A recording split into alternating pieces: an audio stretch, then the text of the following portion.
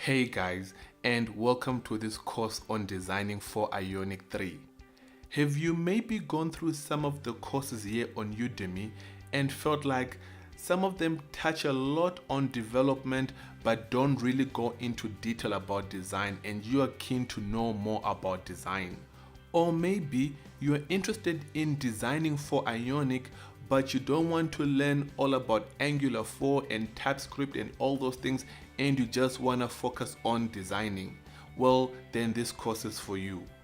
Or perhaps you're busy searching online for features that you haven't found in any courses here on Udemy or on YouTube but are included in this course. So let me show you what we'll cover in this course. Let's go ahead and launch the app. There's a splash screen. We are greeted by the intro or welcome slider, which consists of 4 slides, and these slides make use of font awesome icons. So the icon you're seeing in the middle of the page there of the video icon, that's a font awesome font or font awesome icon. We'll swipe through the slides and we get to the last slide. We click on let's go.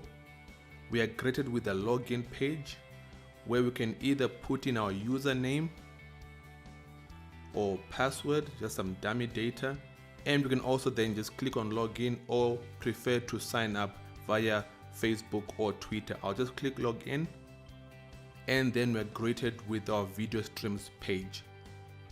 I'll just scroll up and down the video streams page, and if I click any of these images, I'll either see a Vimeo video, I'll click back, or a YouTube video, and I can play any of these. As you can see, the Vimeo video is playing. I'll click done, go back, go to the YouTube one, click on play, and there it's playing.